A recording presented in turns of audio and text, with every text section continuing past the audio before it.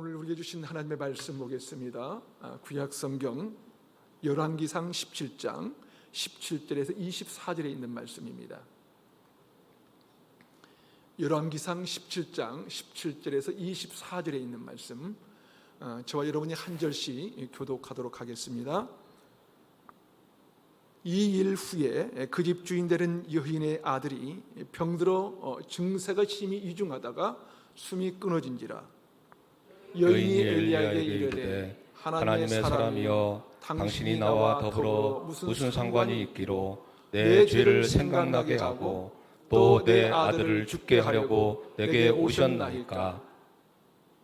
엘리야가 그에게 그의 아들들을 달라 하여 그를 그 여인의 품에서 안고 자기가 거처하는 다락에 올라가서 자기 침상에 누이고 여호와께 부르짖어 이르되 내 하나님 여호와여, 주께서 또 내가 우거하는 집 과부에게 재앙을 내리사 그 아들이 죽게 하셨나이까 하고 그 아이 위에 몸을 3번 펴서 엎드리고 여호와께 부르짖어 이르되 내 하나님 여호와여, 원하건대 이 아이의 혼으로 그의 몸에 돌아오게 하옵소서 하니 여호와께서 엘리야의 소리를 들으심으로 그 아이의 혼이 몸으로 돌아오고 살아난지라. 엘리야가 그 아이를 안고 다락에서 방으로 내려가서 그의 어머니에게 주며 이르되 보라, 내 아들이 살아났느니라. 여인이 엘리야에게 이르되 내가 이제야 당신은 하나님의 사람이요 당신의 입에 있는 여호와의 말씀이 진실한 줄 아노라 하니라. 아멘.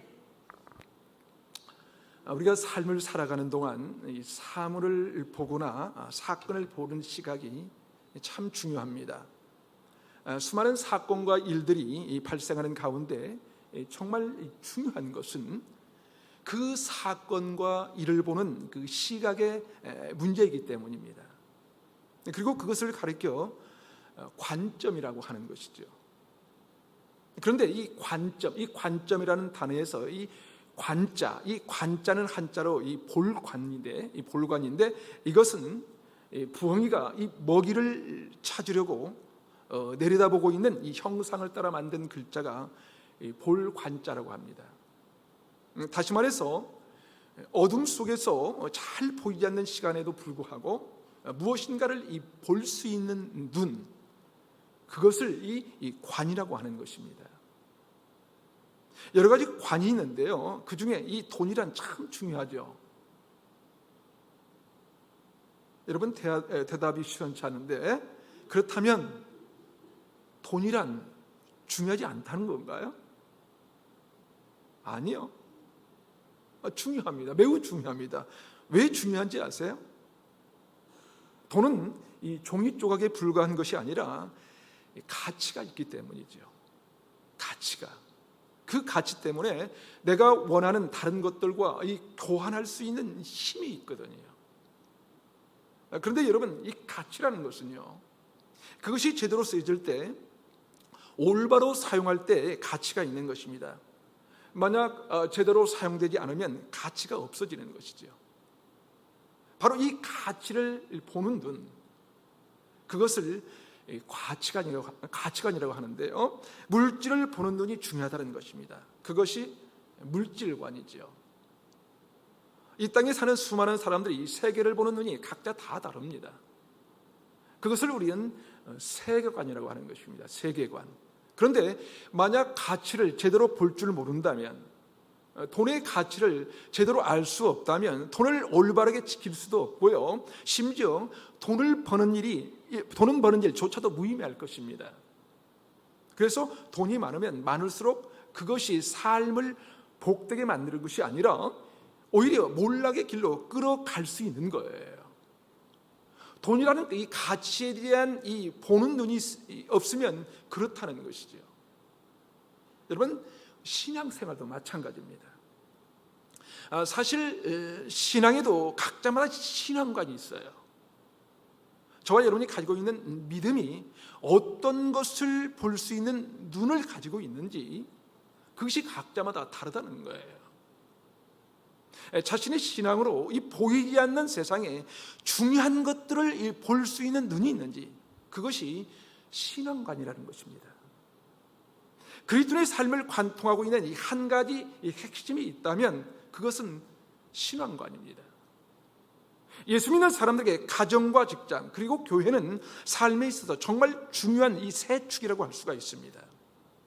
왜냐하면 그리스도인들은 일을 하면서도 그 속에서 하나님을 생각하거든요. 돈을 벌어도 예수 그리스도를 묵상합니다. 가정에서도 하나님을 생각하는 것입니다. 신앙인이라면 신앙을 떼어놓고 삶을 생각할 수 없는 거예요. 그러게 이 신앙에 대해서 올바른 눈, 바른 신앙관이 필요합니다. 오늘 본문은 이 사르밧 과부에 대한 마지막 이야기인데요. 사르밧 과부에게 위기가 찾아왔죠. 그런데 여러분 곰곰이 한번 생각해 보세요. 오늘 사르밧 과부의 이야기가 바로 우리들의 이야기가 아닙니까? 언제 어느 때든지 누구에게나 찾아올 수 있는 것이 위기라는 거예요. 위기. 피하고 싶지만 피할 수 없는 위기가 우리 삶에 다가올 때가 있다는 거예요. 그런데요, 그 위기를 피할 수는 없지만 극복할 수 있지는 않을까요? 그렇다면 우리가 이 길을 어떻게 뛰어넘을 수 있는 것일까요? 다시 말해서 이 길을 뛰어넘을 수 있는 비결은 무엇일까? 여러분, 사르밧 과부에게 이 길은 절대절명의 위기였어요. 자신의 유일한 아들, 어쩌면 미래의 이 보장인 이 아들이 생명을 잃어버렸거든요. 다시 말해서 그 아들에게 미래를 맡겨놓았던 이 자신의 삶이 송두리 때 무너질 수밖에 없는 그런 시간이 찾아오는 것입니다. 그것은 사르밧 과부만이 아니었어요. 엘리야에게도 큰 위기였습니다. 위기가 찾아오자 사르밧 과부는 어떻게 했습니까? 엘리야에게 불평과 원망을 쏟아놓습니다.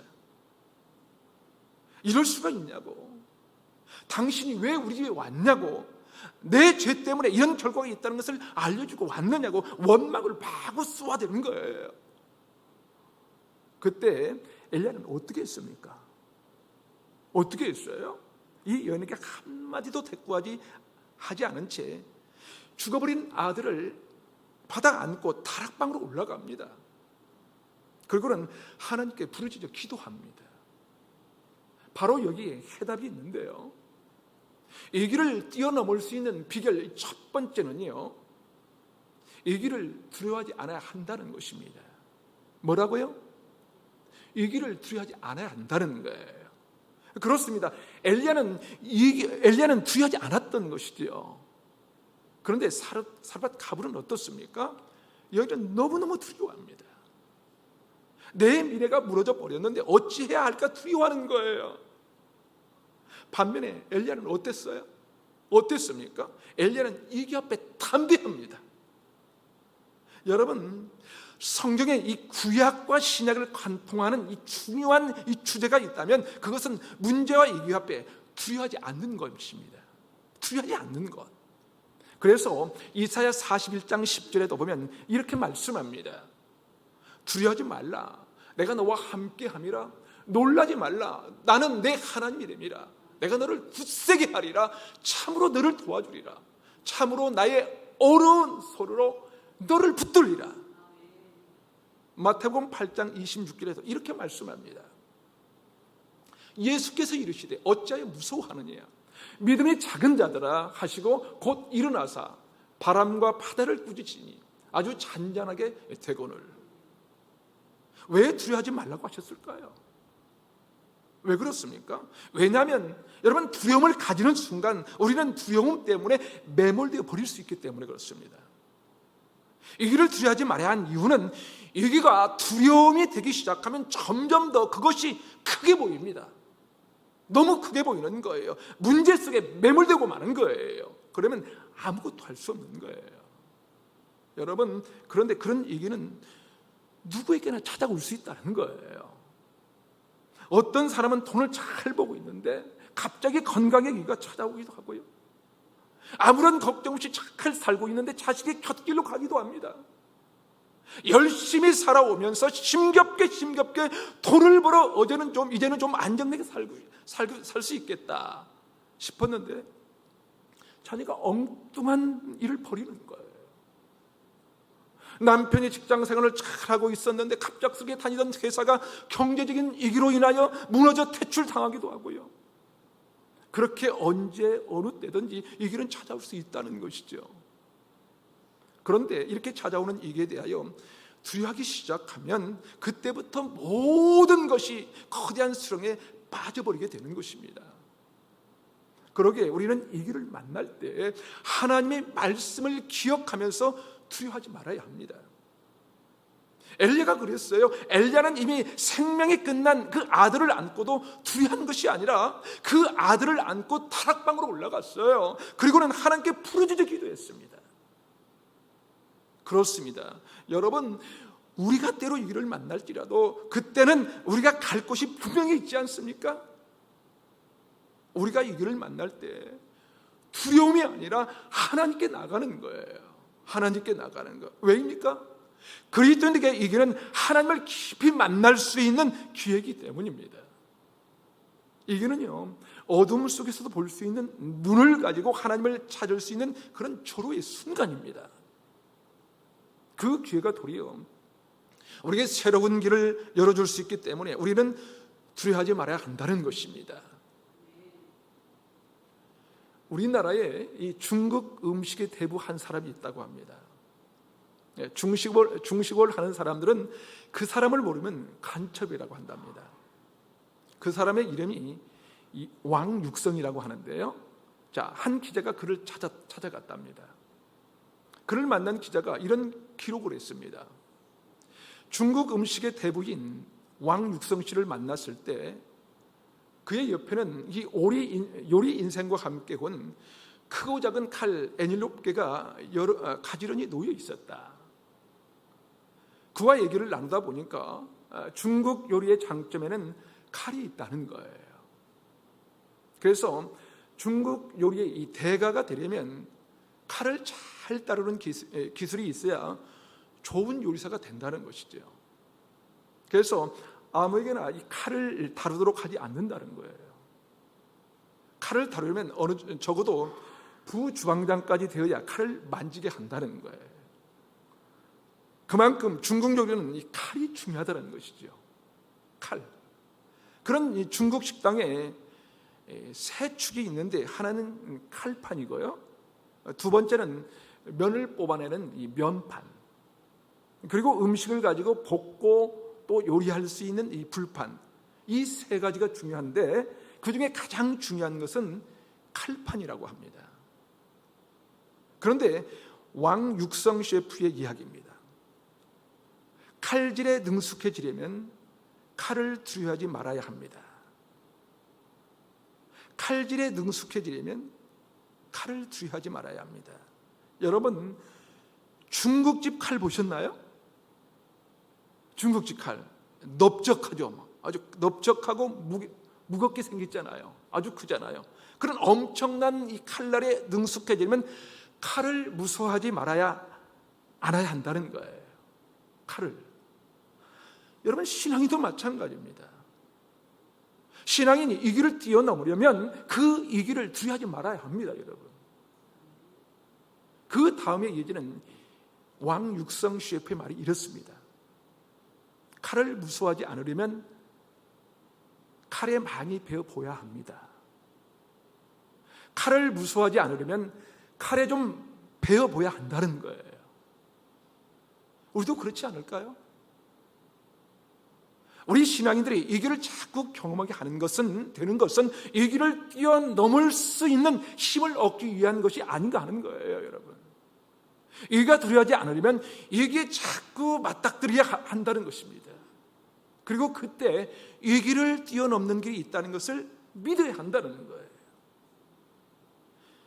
왕육성 셰프는 그런답니다. 칼에 검지를 베이면 중지를 다치면 약지까지 다치면 새끼손가락까지 사용했습니다. 만약 새끼손가락까지 다치게 되면 그때는 손톱으로 칼날을 고정하며 칼질을 했습니다. 그리고는 이렇게 말했다고 합니다. 칼을 무서워할수록 칼은 더욱 나를 베이게 합니다. 여러분, 칼을 무서워하면요, 칼이 더 많이 베게 한다는 거예요. 이가 두려워지면요, 이가 점점 더 내 삶을 무너뜨리는 것입니다. 이길 수도 있고 넘을 수도 있는데 이 길을 여러분 두려워하는 순간 이가 우리를 완전히 무너뜨려 버린다는 거예요. 그러게 여러분, 이 길을 두려워하기보다도 오히려 이 길 속에서 길이 있다는 사실을 기억하면서 이 길을 뛰어넘어야 합니다. 우리가 잘 아는 요나도요, 이 길을 만났을 때 하나님을 생각했습니다. 내가 하나님과의 관계에서 문제가 있어서 그렇다는 것을 깨달았어요. 그래서 물고기 뱃속에서 요나는 간절하게 하나님을 찾지 않았습니까? 야곱도 그랬어요. 아버지를 속이고 형을 속이고 이 길을 만나 이 도망가는 순간에 하나님을 생각하자 어떻게 했습니까? 하나님을 만났습니다. 다윗도 수많은 이 길을 경험할 때마다 하나님을 찾았습니다. 하나님께 나아갔습니다. 그래서 이 길을 뛰어넘었습니다. 그런데 여러분, 우리는 어떻습니까? 우리는 이 길을 만나면 너무 쉽게 주저앉아 버리는 것 아닙니까?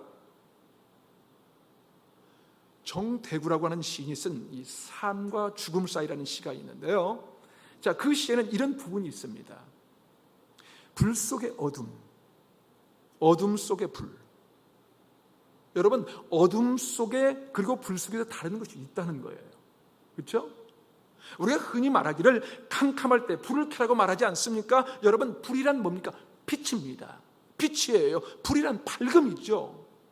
다시 말해서 모든 것이 잘 되는 것입니다. 잘 보이는 거예요. 내 인생이 잘 나가는 거예요.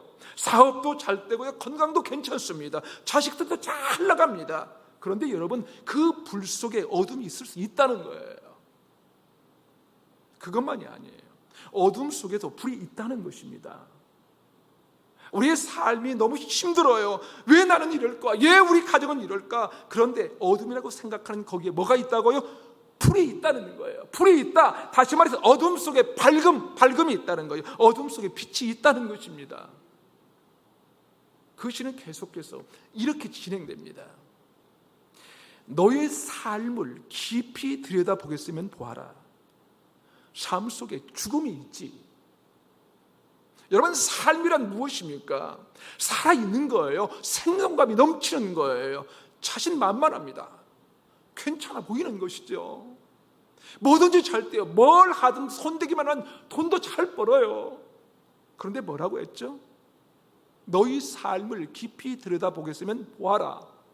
삶 속에 죽음이 있지. 잘 때도 언제 어떻게 될지 모르는 어둠과 죽음이 있을 수 있다는 거예요. 잘 때도 어둠이 있을지 모른다는 것입니다, 여러분. 그런데 그 다음에 시인은 이렇게 쓰고 있습니다. 죽음 속을 깊이 들여다보겠으면 보아라. 죽음 속에 삶이 있지. 야, 이거 망했다. 이제 우리는 어떻게 하지? 여러분, 죽음 같은 그 순간도 깊이 들여다보면 그 속에 뭐가 있다는 거예요? 삶이 있다는 거예요, 여러분. 삶이 있다는 것입니다. 여러분, 이게 순간에도 잘 들여다보면 그 속에 하나님의 길이 있어요. 하나님의 길이. 우리의 삶이 완전히 무너지는 것 같은 이게 순간에도 잘 들여다보면 하나님의 빛이 있다는 거예요. 그러게 이게 순간에도 그것을 볼 줄 알면 두려움이 없는 것입니다. 그러나 그것을 못 보고 어둠만 보게 되면 그게 끝인 거예요. 사랑하는 여러분, 예수 믿는 사람들에게는 어둠 속에 밝음이 있는 거예요. 죽음 속에 생명이 있습니다. 믿으십니까? 아멘. 다시 한번, 예수 믿는 사람들에게는요, 어둠 속에 밝음이 있고 죽음 속에 생명이 있습니다. 믿으십니까? 아멘이에요. 그러게 엘리야가 그러지 않았습니까? 이미 죽어버린 아들을 어미의 손에서 받아 안고 죽음 속에 삶이 있다는 것을 알았기에 타락에 올라가 기도한 거예요. 타락에 올라가 기도하는 거예요. 그렇다면 여러분, 우리는 왜 이를 만나면 쉽게 그만두고 하는 것일까요? 왜 무너집니까? 어둠 속에 빛이 있는 것을 왜 보지 못하는 것일까요?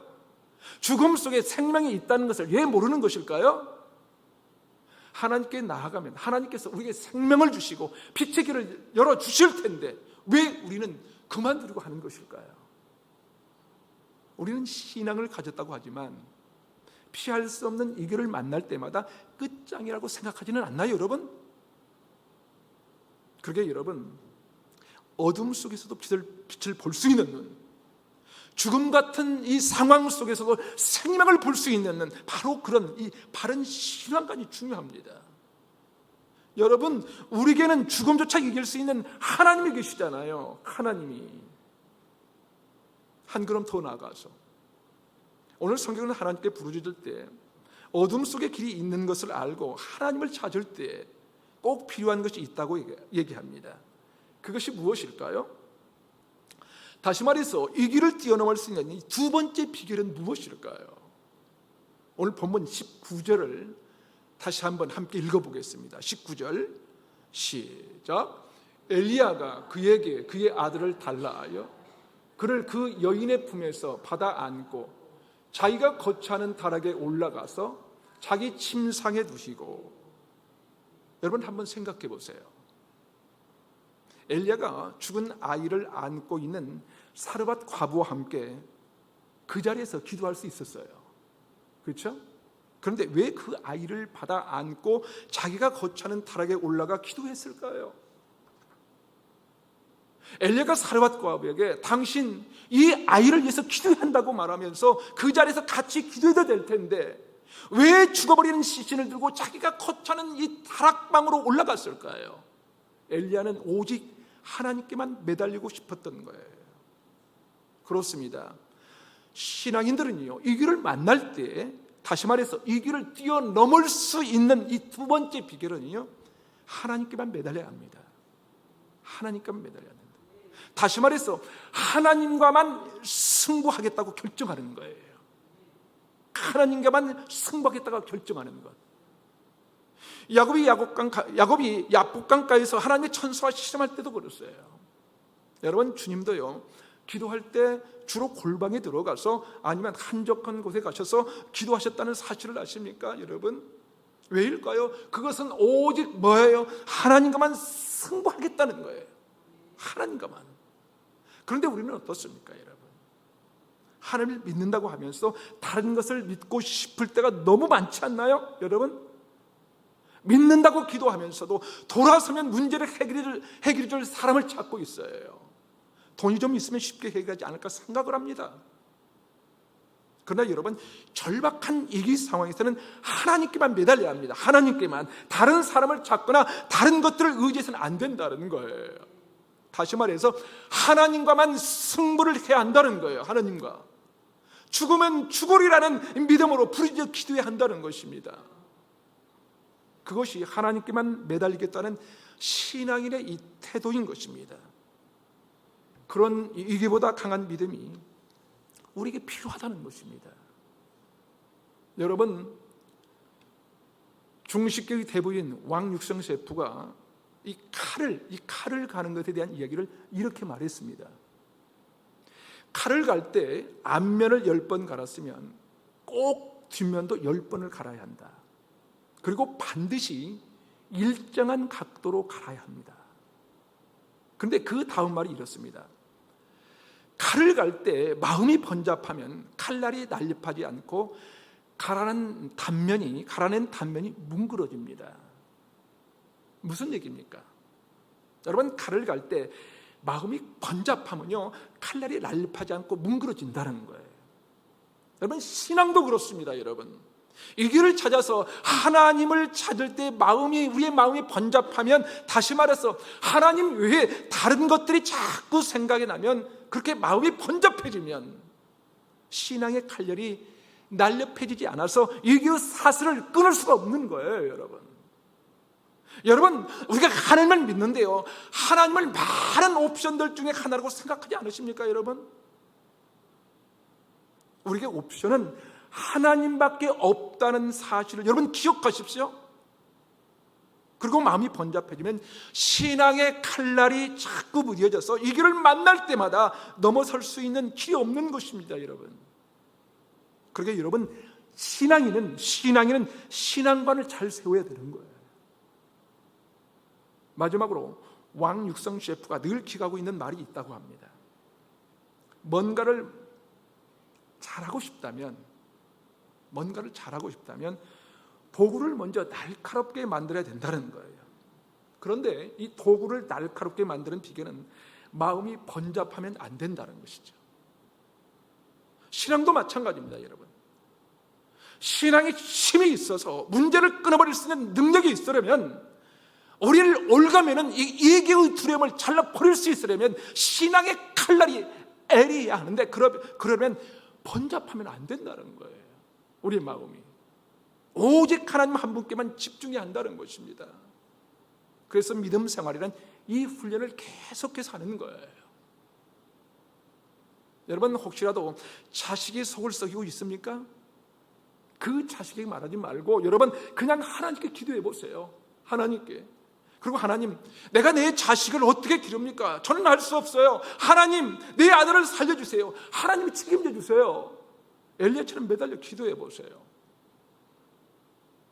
요즘 세상이 참 위태롭고 위험천만한 그런 세상입니다. 부모도 자식도 참 볼 수도 없고 말할 수 없는 이 사태들이 뉴스마다 전해지고 있는 것을 보면서 참난 마음이 생길 때가 있어요. 뉴스를 보기가 싫어요. 여러분, 부모가 돈이 있을 때는 자식들이 효자입니다. 사실 돈 많은 사람들의 자식들은 다 효자라고 합니다. 맞는지 틀린지는 전 잘 모르겠지만 그렇다고 해요. 그런데 병들고 돈 없는 부모는 쳐다보지도 않는 그런 세상이지 않습니까? 그런데 여러분, 이게 사실은 불행한 이야기 아닙니까? 돈 없는 부모는요, 효도를 받지 못한다는 거예요. 그런 세상이 너무도 슬픈 현실이에요. 그러다 보니까 우리도 알게 모르게 하나님이 아닌 다른 것들이 자꾸만 우리의 삶을 지배하려고 합니다. 사랑하는 여러분, 우리는 하나님 한 분만 바라보고 의지해야 합니다. 이것이 오늘 엘리야가 보여준 이 믿음의 모습인 것입니다. 그는 죽은 아이를 안고 다락에 올라갔습니다. 다락에 올라가 여호와께 부르짖어 기도합니다. 아이의 몸을 펴서 엎드려 간곡하게 기도했어요. 하지만 변화가 없습니다. 하나님, 아이의 혼이 돌아오게 해주십시오. 아이의 혼이 돌아오게 해주십시오. 또다시 기도해도 아무런 변화가 없어요. 그러니 얼마나 철박하게 몸부림치며 기도했을까요? 아이에 엎드려 마마 젖 먹던 짐까지 다하여 기도하지 않았을까요? 그렇게 전심으로 기도하자 아이가 살아난 것입니다. 여기서 엘리야가 아이의 그 몸을 3번 펴서 엎드렸다고 했는데요, 이 3이라는 숫자는 하나님의 완전하심을 상징하는 것입니다. 다시 말해서 오직 이 하나님의 완전한 능력에 의해서만 아이가 살 수 있다는 이 엘리야의 믿음의 표현인 것이죠. 몸을 엎드려 기도하는 것은 열왕기하 4장 34절과 35절에 보면 수넴 여인이 아들을 살린 엘리사도 그랬고요. 사도행전 20장 9절과 10절에 유두고라는 청년을 살린 이 바울의 경우에서도 볼 수가 있습니다. 사랑하는 여러분, 우리 예수 믿는 사람들은요, 돈이 아무리 많아도 하나님이 없으면 맞짱 헛것이에요. 자식이 아무리 잘 나가고 승승장구한 것 같아도요, 그 자식에게 여러분 하나님이 없으면 모든 게 헛것이에요. 모든 게. 그래서 우리 자식들에게 계속해서 강조해야 됩니다. 너의 인생에 하나님이 없으면 네 인생이 헛된 거야. 하나님이 없으면 모든 것이 헛된 것이다. 얘기해 줘야 됩니다. 엘리야를 통해 우리에게 주시는 말씀이 그거예요. 이 길을 극복하고 이 길을 뛰어넘는 이 믿음이란 다른 것은 없어도 괜찮은데 하나님이 없으면 안 된다는 거예요. 하나님 없이는. 사실 엘리야도 얼마나 황당하고 당황했겠습니까? 자신을 그렇게 환대하고 하나님의 이 주권을 인정했던 여인에게 생명과도 같은 이 유일한 아들이 죽었으니 엘리야도 당했던 거예요. 그러니 전능하신 하나님께 과복에 임한 이 재앙을 선으로 바꿔달라고 얼마나 철박하고 강력하게 호소하며 부르짖었을까요?